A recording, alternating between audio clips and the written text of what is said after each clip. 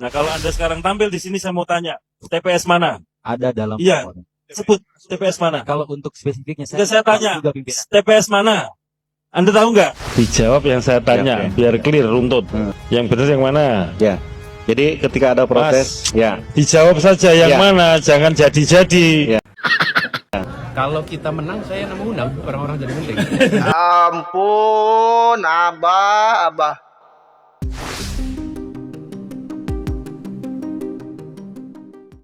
Assalamualaikum warahmatullahi wabarakatuh. Salam sejahtera bagi kita semua. Om Swastiastu, Namo Buddhaya, salam kebajikan.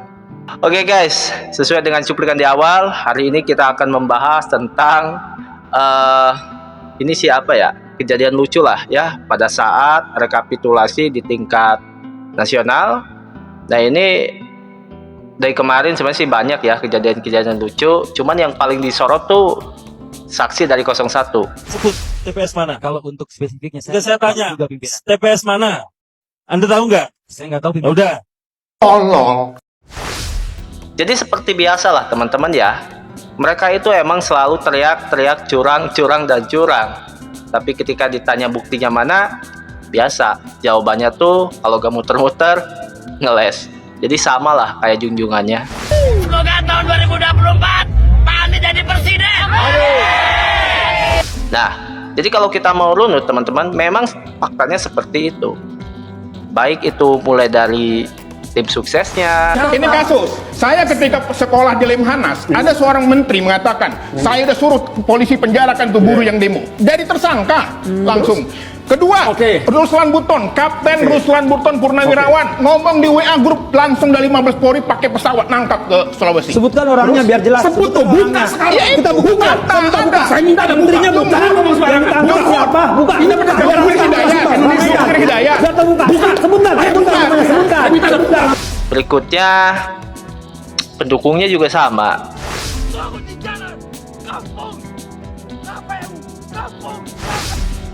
Nah, sekarang terakhir saksinya ya. Jadi ya mungkin ini emang udah jadi karakter. Emang susah sih kalau udah jadi karakter teman-teman ya. Jadi kita udah gak heran lagi. Ini membuktikan bahwa apa yang mereka tuduhkan selama ini ternyata sudah dibantah langsung pada saat rekapitulasi kemarin ya. Nah ini kita juga gak tahu nanti di MK mungkin akan lebih seru lagi. Jadi apakah mereka masih yakin akan teriak-teriak curang kalau misalkan buktinya aja gak ada? Ya, saya juga gak tahu ya teman-teman. Terakhir kemarin beritanya tim Amin itu sudah menyiapkan 1000 pengacara loh. Jadi ini lucu juga ya, 1000 pengacara. Saya gak tahu nanti penempatannya kayak gimana. Apakah mungkin sebagian ada di dalam, sebagian lagi di luar, atau memang mungkin dengan terpaksa sidang MK itu diadakan di sebuah lapangan yang besar supaya muat. Apalagi pengacara dari Ganjar yang katanya juga kurang lebih 100.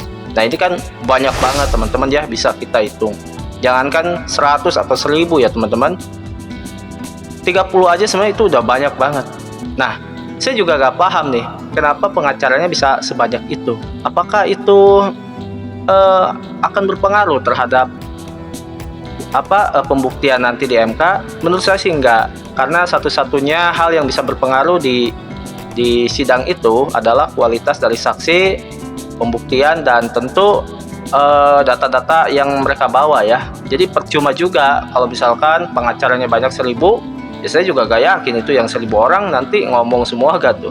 Kita gak kebayang ya, mungkin gak cukup sampai setahun itu sidang MK. Oke guys, tanpa berlama-lama ya, saya juga sebenarnya ini ya lagi menahan diri lah puasa. Saya juga takutnya nanti kalau terlalu berlebihan juga bahaya juga ya. Langsung aja kita saksikan video berikut. Jangan lupa buat teman-teman untuk selalu dukung channel update dengan cara subscribe, like, dan komen. Selamat menyaksikan. Yang tidak. Mas. Nah, ya. Dijawab yang saya tanya, Ya, biar clear, runtut. Yang benar yang mana? Ya. Jadi ketika ada protes, ya. Dijawab saja yang Ya. mana, jangan jadi-jadi. Ya. Ini kan sudah diarahkan. Iyalah. Yang pertama apa yang kedua? Yang kedua, Yang kedua. Siapa yang melakukan ini? KPU kabupaten apa kecamatan? KPU Kabupaten. Oke. Lalu produknya apa? Kan rekap ulang nih. Ya, Rekap ulang kan kecamatan. ya, Betul kan? betul. Produknya apa mestinya? Kalau ini dianggap rekap ulang kecamatan, mestinya produknya adalah direkap kecamatan yang dikoreksi. Mestinya loh ya. Ya, Ada perubahan nggak direkap kecamatannya tadi? ada. Angkanya ada. Tadi katanya nggak ada. Saya ulangi ya. Jangan bingung-bingung, jangan Iya, Pak. ragu-ragu. Nanti kalau masuk kuburan pertanyaannya kayak gini nih kira-kira. Siap, Jangan betul. ragu-ragu. Latihan ini. Halo, selamat malam. Jumpa lagi dengan saya, tukang setit, tukang nyimak, tukang ibul dari Nganjuk, Jawa Timur, guys. Guys, ini ada beberapa lagi ditanya oleh Pak Ketua KPU. Jawabannya lucu-lucu.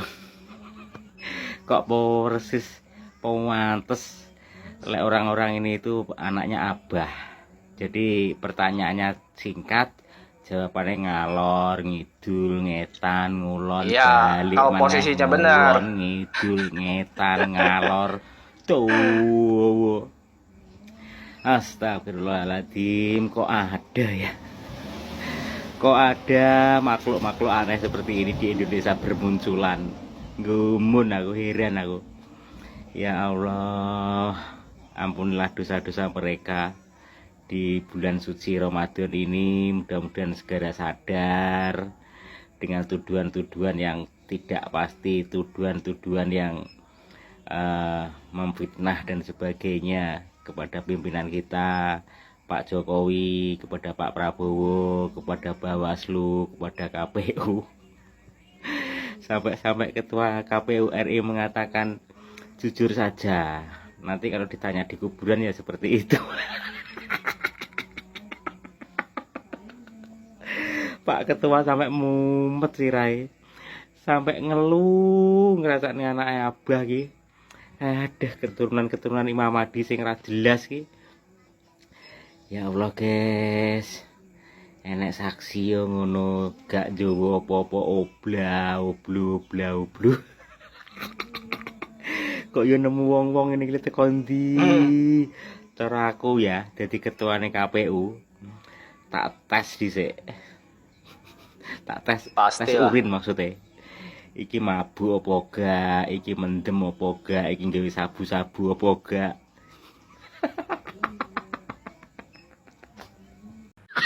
Izin pimpinan tadi yang pimpinan tanyakan itu terkait 4 poin ya pimpinannya. Yang pertama, lokasi TPS-nya, spesifikasinya. Yang kedua, siapa yang melakukan percakapan penyuapan. Yang ketiga, lokasi TPS atau spesifik sampai pada tingkat bawahnya, dari tingkat kabupaten, provinsi, tingkat kabupaten, kecamatan, desa, dan TPS. Yang keempat, partai mana yang diuntungkan dan dirugikan, seperti itu pimpinan. Istilah yang disebut teman Anda tadi bukan dirugikan, digelembungkan. Oke. Saya akan menggunakan istilah itu. Izin pimpinannya. Di situ saksi dari kami pimpinan pada hari Jumat 8 Maret 2024 pimpinan jam 17.15 WITA itu beliau memasukkan foto percakapan yang lengkap sesuai dengan Saya tanya Mas, TPS mana? ya di dalam percakapan laporan itu pimpinan. Jadi itu udah lengkap dan Ya, itu laporannya pimpinan TPS itu mana? masuk ke Bawaslu. Saya tanya. Padahal Mas, gampang Mas, banget tahu nggak pertanyaannya TPS loh. mana? TPS kan lokasinya. Oke. Orang yang bekerja di situ. Ini namanya masih KPPS, adem ya, Pantai Ketua Tujuan. KPU masih sabar. Yang disebut itu TPS mana, lalu anggota KPPS itu atas nama siapa? Yang kedua ya. Kemudian yang ketiga, lalu siapa yang menyuap? Yang keempat, partai apa yang digelembungkan? Nah, 4 itu aja Mas, nggak usah kemana-mana. Oke. Kalau terkait itu pimpinan itu masih dirahasiakan oleh beliau dan beliau sudah masukkan Loh, bukti percakapan itu Mas, saya pimpinan. tanya Mas, Ya. Mas tahu nggak di sini? Nama TPS, nama anggota KPPS, siapa yang menyuap, siapa yang digelembungkan, tahu nggak? Saya ini hanya mengulangi pertanyaan karena yang memulai pernyataan saksi teman Anda. Iya pimpinan. Saya tanya kan nggak tahu tuh. Kalau nggak tahu saya minta dicabut. Nah kalau Anda sekarang tampil di sini saya mau tanya, TPS mana? Ada dalam Iya. laporan. Sebut TPS mana? Kalau untuk spesifiknya Enggak, saya tanya. juga pimpinan. TPS mana? Anda tahu nggak? Saya nggak tahu Ya pimpinan. udah. Siapa nama anggota KPPS-nya? Tahu nggak? Saya tanya, tahu nggak? Nama anggota KPPS-nya pimpinan itu ada dalam Enggak, saya tanya. percakapan Anda tahu nggak? akhir ke Bawaslu pimpinan. Enggak, saya tanya. Ini kan yang mengangkat saksi Anda. Makanya saya tanya. Barang siapa mendalilkan harus bisa membuktikan. Makanya saya tanya, siapa nama KPPS-nya? Tolong disebut. Tahu nggak? Ya pimpinan. Enggak, saya tanya, tahu nggak? Itu aja pertanyaannya. Tahu nggak? Di dalam laporan ini percakapan Enggak, enggak ada dijelaskan. Ada nggak? Saya Berarti tanya. ada, tapi dalam laporan percakapan Ya itu, siapa pimpinan. kalau ada disebut saya tunggu. Kalau dalam hal ini kan laporannya masuk ke Bawaslu pimpinan. Lah, ya saya tanya dulu. Nanti kita bisa tanya Bawaslu. Iya. Yang memulai Anda loh yang mendalilkan. Di mana-mana siapa yang mendalilkan harus membuktikan. Saya tanya saja, Mas. Dari dulu, dari tadi ya yang di belakang itu, saya tanya, Ya. TPS mana? Nggak bisa jawab. Nama anggota KPPS-nya siapa? Nggak bisa jawab. Siapa yang menyuap? Nggak bisa jawab. Siapa nama partai Aduh, yang digelembungkan? kayak Nggak bisa jawab. Gua kalau Mas, jadi sampai ketua ke depan. KPU Saya pikir Mas tahu. gak kuat deh Saya guys. tanya, saya lagi ya saya tanya. Di TPS mana, Mas? Izin pimpinan. Di dalam bukti percakapan itu jelas TPS dan lain sebagainya. Ya, TPS mana? Mas, Kalau dari kami itu Mas memang tahu nggak? Saya tanya dulu deh. Saya ulangi lagi ya. Tahu nggak TPS mana? saya nggak tahu pimpinan. Nggak tahu ya. Nama anggota KPPS-nya siapa? Saya nggak tahu pimpinan. Nggak tahu. Siapa yang menyuap? Ya, nggak tahu pimpinan. Siapa yang digelembungkan? Yang membuat pimpinan. Enggak, saya tanya. Siapa yang menggelembungkan? Nggak tahu pimpinan. Kalau untuk Tahu nggak? membuat laporannya pimpinan. Enggak, saya tanya dulu, Mas. Sekali lagi ya. Ini kan gara-gara saksi teman Anda mengungkapkan di sini. Ada anggota KPPS disuap. Menggelembungkan partai tertentu. Saya tanya nggak bisa jawab. Dijawab itu aja, Mas. Siapa yang nyuap? Ditanya, jawab. Tahu nggak? Nggak tahu pimpinan. Nggak, saya tanya. Tahu nggak? Nggak tahu pimpinan. Hah? Nggak tahu pimpinan. Nggak tahu.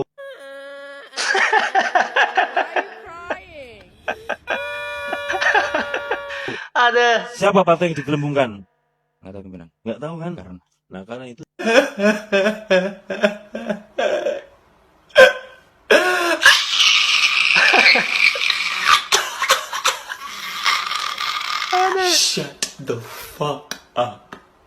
Saya tanya, kalau Anda nggak tahu, tahu nggak, Mas? Itu aja, jangan kemana-mana. Sekali lagi saya memang tidak tahu. Ya, Saksi dusta. Menyebar kebohongan aja kerja kau.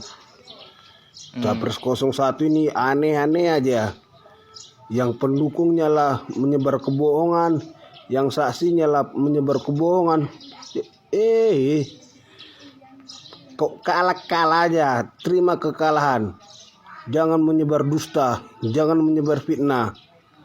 Halo Ko Ahoy, sepertinya saya terkunci di dalam salah satu ruangan. Teoto, El Olo, tambah Eng. Jadinya Tolong. Teoto, El Olo, tambah Eng. Zilong. Tolong Ko Ahoy, bukan Zilong. Cepat keluarkan saya Ko Ahoy. Selamatkan saya. Mayday, Mayday Ko Ahoy. Ya lagian lu pakai ngeja kayak gua anak SD aja. Perubahan, peroahan. Emang lu kekunci di mana sih Mas Anas? Nih biar gua bantuin nih, gua buka. Saya terkunci di suatu tempat yang memiliki fasilitas airnya Ko Ahoy. Cepat tolong saya. Ruangan yang ada fasilitas air. Oh, dispenser. Lu kekunci di dapur. Ya udah gua ke dapur dah. Bukan dapur Ko Ahoy. Fasilitas air yang digunakan untuk pembersihan diri, yang ada sabunnya, yang ada samponya, dan yang ada sikat giginya Ko Ahoy. Di situ, Dikunci di WC tolong aja saya bilang, Ko Ahoy. Lu bisa nggak sih Mas Anas to the point? Saya terkunci di kamar mandi, tolongin saya Ko Ahoy. Coba ngomong sekali lagi baru gua tolongin. Langsung to the point dah. Baik Ko Ahoy, jangan marah-marah. Akan saya coba. Saya terkunci di kamar mandi. Tolong saya Ko Ahoy. Ya, sudah bisa. Ko Ahoy, ketika saya berada di dalam ruang Goblok. Nah, udah, nggak bisa nih Mas Anas, nggak bisa. Lu minta tolong sama jin WC aja. Dah, gua mau cabut, bye. Di surat pernyataan ini pimpinan, kalau dalam pandangan kami, ini mirip dan serupa. Tetapi karena di forum ini tidak ada ahli yang bisa mencermati terkait tanda tangan. Coba kita buka lagi aja deh, biar kita sama-sama melek melihat tanda tangan ini. Dibuka lagi aja. Kalau semua bersepakat tanda tangannya lembar 1, 2, 3 sama, berbeda dengan surat pernyataan, tapi ada yang menyatakan ini sama dengan yang pernyataan, gitu. Atau Sri Wahyuni bisa ditelepon orangnya, ditelepon. Nah, itu lebih bagus pimpinan. Betul. Saya pikir ini jelas. Kalau menurut saya sih sudah cukup. Ini sudah jelas ya. Saya kira sudah cukup. Mana samanya ini terlihat? Lah ya, cengkoknya beda. Bedanya di sini ada materai pimpinan. Enggak, Mas. Kalau yang tanda tangan orang lain walaupun bermaterai, apakah bermakna secara hukum? Malah bisa kita cari orang ini yang melakukan pembuatan dokumen palsu. Itu. Kalau sama-sama kita cari, kita minta teman Bawaslu ngusut surat ini. Siapa yang bikin? Kan ada Gakumdu, ada polisinya. Itu. Kalau memang mau serius, teman Bawaslu akan mengusut ini. Kita bisa dilihat kan tadi dari cara bicaranya ketua KPU yang kayak udah terlihat capek dan kesel menanggapi si 01 ini tadi. Kayak kata dia, ya udah kalau memang merasa ada indikasi kecurangan atau ada indikasi kemiripan atau ada indikasi bla bla bla segala macam, laporkan. Kita cari orangnya, kita tindak lanjuti. Pas diomongin begitu, langsung ngomong, ya udah, kita mau lihat ada salinan yang aslinya aja nggak? Kita mau lihat dulu ada salinan yang aslinya aja nggak? Harusnya ya kalau memang mereka berpikir kayak wah ada kecurangan nih, ini tanda tangannya sama nih, pas ketua KPU-nya bilang udah kita tindak lanjutin aja, kita cari nih orangnya siapa yang malsuin ini gitu. Harusnya kan pas digituin dia langsung oh ya ayo mari kita cari orangnya, kita tindak lanjuti gitu kan harusnya, bukannya malah mengalihkan ke pembicaraan yang lain. Berarti kalau gini artinya apa? Terus pas udah melihat salinan yang aslinya dan ternyata memang tanda tangannya tuh nggak mirip gitu loh, tanda tangannya tuh beda. Beralih lagi alibinya ke matrainya, katanya matrainya seperti matrai yang usang yang udah lama. Kayak ada aja alasan-alasan untuk nggak percaya dengan hasil yang udah dibilang KPU gitu loh. Menggiring opini bagaimana caranya masyarakat ini percaya kalau KPU ini curang, KPU ini babel segala macem. Udah kelihatan kan? Ketua KPU-nya udah kayak capek gitu ya. Jadi setiap omongannya langsung ditepis gitu kan. Langsung ya udah kita laporin, jadi kita cari orangnya. Ya udah siapa gitu kan. Karena dia tuh kayak capek coy ngurus pemilu ini. Sampai tadi ada part yang bilang, "Ini kan yang membawa itu dari saksi PDIP. Silahkan tanyakan ke saksi PDIP gitu. Jangan ke kami." Pasti gitu mereka diem. Kayak kasihan coy, capek. Jangankan mereka gitu, kita aja capek. Kalian tuh cuman unggul di Sumut sama di Aceh. Tuh. Giliran itu kalian percaya tuh. Unggul, percaya gitu loh. Tapi kan datanya udah jelas tuh kayak gitu. Yang lebih unggul tuh memang ya nomor 2. Capek nggak sih lo? Tadi lihat kan di videonya yang 2 saksi di 01 ini. Kayak lagi mikir, aduh gue harus ngapain lagi nih. Gue harus cari ide apa nih. Apa nih. Untuk mematahkan omongan si ketua KPU ini. Di sini aja udah katakan ketua KPU yang udah capek gitu loh kayak. Pastilah. Aduh, udah deh lu tuh nggak usah ngoceh mulu, lu tuh nggak usah banyak alasan. Ini tuh udah jelas, ini tuh beda gitu loh. Udah segala pakai bilang matrainya matrai usang lagi, matrai lama. Ya, bisaan lo. Mas yang mengangkat isu ini nih di sini. Dituntaskan Mas, saya tanya dulu. Kalau Anda nggak bisa Dinamika politik tahun ini sungguh melawak sekali, Pak. Ini orang kalau ibaratnya bikin film nih, dia punya dana, dia udah bikin film, tapi dia sendiri yang bikin film kagak tahu aktornya siapa, protagonisnya siapa, kagak tahu. Lah antagonisnya siapa? Kagak tahu juga. Ini ceritanya apa? Ceritanya ini, ya kan? Terus poin permasalahannya di dalam cerita itu apaan? Ya nggak tahu, pokoknya gue taunya ngajuin cerita ini aja. Nah lu gimana? Tapi lu tahu siapa protagonisnya? Gak tahu. Antagonisnya siapa? Gak tahu. Lah terus endingnya gimana? Gak tahu. Lah. Yang penting judulnya bikin film aja dulu ya. Masalah nama aktornya siapa ya kan? Kagak tahu ya udah. Yang penting judulnya bikin film. Poin permasalahannya juga nggak tahu juga di dalam alur cerita itu juga nggak apa-apa ya. Udah endingnya juga nggak tahu juga kan, ya udah nggak tahu kan, ya udah yang penting itu aja. Makanya lain kali kalau mau bikin laporan itu datanya harus akurat, sumbernya dari mana, dari siapa, kapan, dan di mana, begitu. Kalau udah kayak gini kan ketahuan apaan? Ketahuan ininya kan, on ya. Aduh ya Allah, lain kali jangan main ini deh, jangan main fitnah deh. kan fitnah lebih kejam daripada apa? Daripada isi sendiri. Eta di TikTok ieu kerame ieu sidang KPU anu ngalaporkeun kecurangan dicacar. Bisa ngajarawab euy. Watir ai. Makanya sebelum ngalaporkan ini mikir heula ya datana kumpulkeun harus dengan baik data atau alasan nuduh atuh da. Jika eleh bela diri ngajengkang aing mah teu tarima di Tajong. Ada teu bela diri mah si Tajong atuh. Enak sekarang pemilu kalah resiko lain licik siapa. Bapak sendiri akan maju pilgub lagi atau gimana Pak? Di DKI Pak? Tidak. Jadi karena itu saya bilang ini pembicaraan tentang pilkada itu upaya menggeser. Geser apa? Tanpa sadar percakapan pilpresnya mau digeser jadi percakapan pilkada. Jangan, kita ini masih berada di dalam pembicaraan tentang pilpres dan kita masih terus berusaha. Jadi saya ingin sampaikan kepada semuanya bahwa saya akan terus konsentrasi dalam pilpres ini. Bahkan kita nanti akan lihat hasilnya. Dari hasilnya kita akan tentukan langkah-langkah kita. Jika diminta sebagai menteri bersedia Pak? Kalau kita menang, saya mau undang orang-orang jadi menteri. Pak Anies. Abah. Saya kok bingung ya sama Pak Anies ini. Ditawari maju pilgub DKI, ndak mau, bilangnya ingin menggeser cerita tentang pilpres. Terus dibilang Pak Anies kalau ditawari jadi menteri mau atau ndak, jawabannya malah Pak Anies kalau menang yang akan menawari orang lain jadi menteri. Hayalan ini setinggi-tingginya, seindah-indahnya. Ya nggak apa-apa Pak Anies, mumpung bulan puasa, hayalan seindah-indahnya, setinggi-tingginya. Sudah berhayal Pak Anies itu menang dan bersiap untuk mengajak orang lain jadi menteri. Itu bagus Pak Anies, positif ya. Nanti pas waktu pengumuman biar Pak Anies itu nggak kaget. Karena sudah membayangkan menjadi presiden, menunjuk orang-orang jadi menteri. Kalau pengumuman, Pak Anies kalah nggak kaget ya.